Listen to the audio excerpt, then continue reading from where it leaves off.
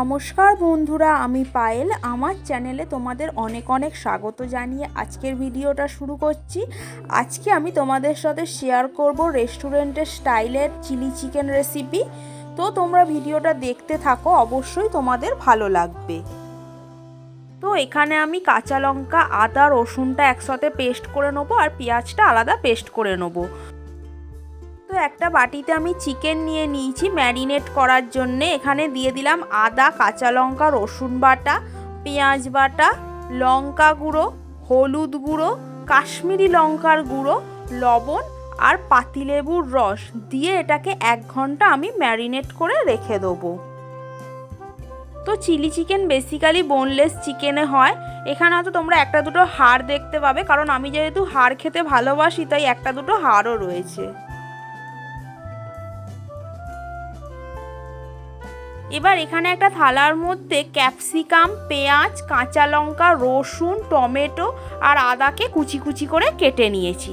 তো এখানে চিকেনটা 1 ঘন্টা ম্যারিনেট করে রাখার পর এর মধ্যে দিয়ে দিলাম 2 চামচ মতো কর্নফ্লাওয়ার, বেসন দিয়ে দিলাম, গোলমরিচের গুঁড়ো দিলাম আর দিয়ে দিলাম একটা ডিম, দিয়ে এটাকে ভালোভাবে মাখিয়ে নেবো।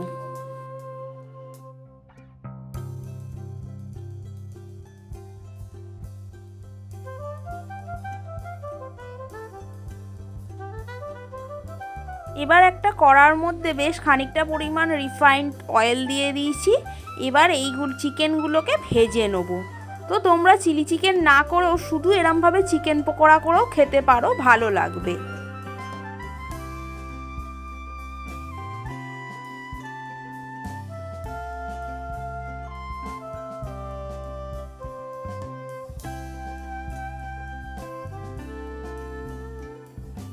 তো এখানে চিকেনের এক পিঠগুলো ভালোভাবে ভাজা হয়ে গেছে, অপর পিঠগুলোকে উল্টে উল্টে দিচ্ছি, দিয়ে বেশ ব্রাউন কালার করে ভালোভাবে ভেজে নেব। তো চিকেনটা যেহেতু মশলা মাখিয়ে 1 ঘন্টা ম্যারিনেট করে রেখে দেওয়া হয়েছিল, চিকেনগুলো কিন্তু এই পকোড়া ভাজার সাথে সাথেই সেদ্ধ হয়ে গেছে, বেশ প্রায় সেদ্ধ হয়ে গেছে।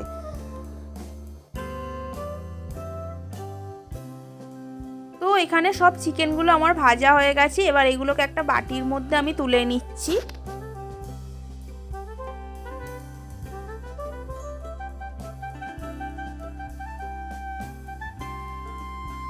তো একবারে তো অত চিকেন ভাজা সম্ভব নয়, তাই যেগুলো বাদবাকিগুলো বেঁচে আছে আবার সেম প্রসেসে ভালোভাবে ব্রাউন কালার করে ভেজে নেব।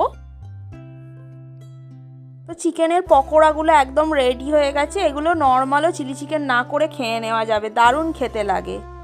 আর এই যে এখানে একজন চুপ করে বসে আছে ওই পকোড়ার দিকে তাকিয়ে, কখন ওকে দেয়া হবে ও একটা পকোড়া খাবে বেচারা।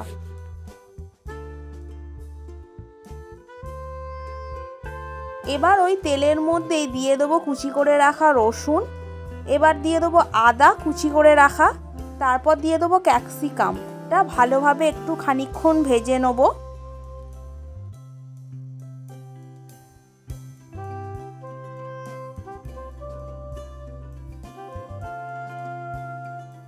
তো ক্যাপসিকামটা 2-3 মিনিট ভেজে নেওয়ার পর এর মধ্যে দিয়ে দিচ্ছি পেঁয়াজটা দিয়ে এবার ভাজবো ভালোভাবে।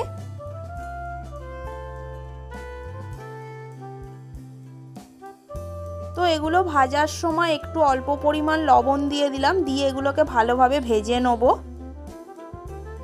এবার এর মধ্যে দিয়ে দেবো কুচি করে রাখা টমেটোটাও ভালোভাবে ভেজে নেব।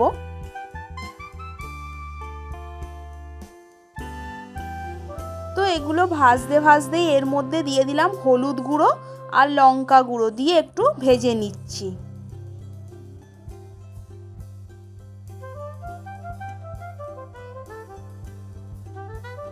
এবার এর মধ্যে অ্যাড করব সয়া সস, দিয়ে একটু নেড়ে চেড়ে নিচ্ছি।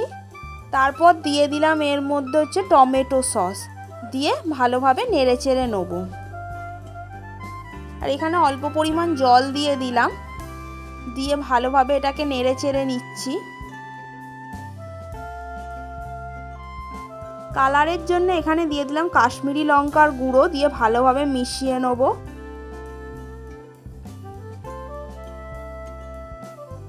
এবার এর মধ্যে টেস্টের জন্য খুব অল্প পরিমাণ চিনি দিয়ে দিলাম।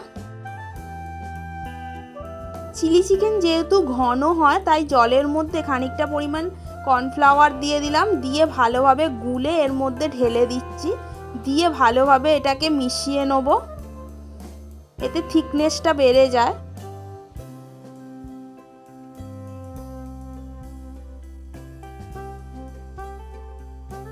তো মশলা, ক্যাপসিকাম, পেঁয়াজ এগুলো ভালো করে খানিকক্ষণ কষিয়ে নিয়েছি। এবার এর মধ্যে ভেজে রাখা পকোড়াটা দিয়ে দেবো, দিয়ে ভালোভাবে নেড়ে চেড়ে একটু কষিয়ে নেবো।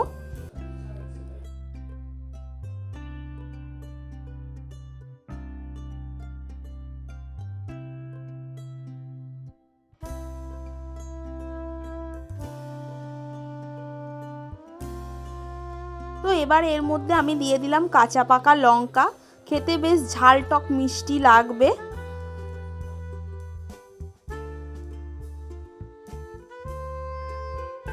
তো এখানে সব খুব ভালো মতোভাবে ফুটে গেছে, কালারটাও কিন্তু দারুণ এসছে, একদম ভালোভাবে নেড়ে চেড়ে নিচ্ছি।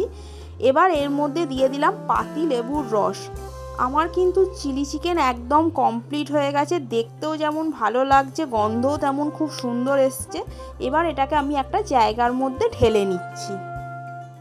তো তোমাদের রেসিপিটা কেমন লাগলো অবশ্যই কমেন্ট করে জানিও, ভালো লাগলে লাইক করো, শেয়ার করো। যারা আমার চ্যানেলটা এখনও সাবস্ক্রাইব করোনি অবশ্যই করে দিও। দেখা হচ্ছে নেক্সট ভিডিও। টাটা, ততক্ষণ সবাই ভালো থেকো।